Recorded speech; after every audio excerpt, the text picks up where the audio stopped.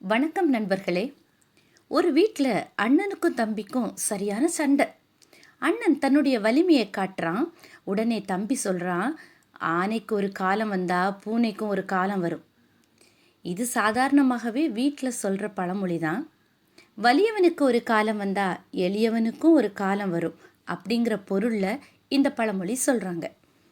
உண்மையிலே இது வலிமையை சுட்டி காட்ட கூறப்பட்ட பழமொழி அல்ல. இதில் குறிப்பிட்ட ஆனை பூனை சொற்களை பிரித்து பார்த்தா பொருள் புரியும். ஆனை ஆ குட்டல் நெய், பூனை பூ குட்டல் நெய். ஆனை என்பதில் ஆ என்றால் பசு, பசுவிலிருந்து எடுக்கப்படும் நெய் ஆனை. பூனை பூவிலிருந்து எடுக்கப்படும் நெய், அதாவது தேன். பசுவின் நெய்யை அதிகமாக உட்கொண்டால் உடலில் அதிகப்படியான கொழுப்பு சேரும். அந்த கொழுப்பை குறைக்க பூவின் நெய்யாகிய தேனை மருந்தாக உட்கொள்ள வேண்டிய காலம் வந்தே தீரும். இதுதான் இதனுடைய பொருள். ஆனைக்கு ஒரு காலம் வந்தால் பூனைக்கு ஒரு காலம் வரும்.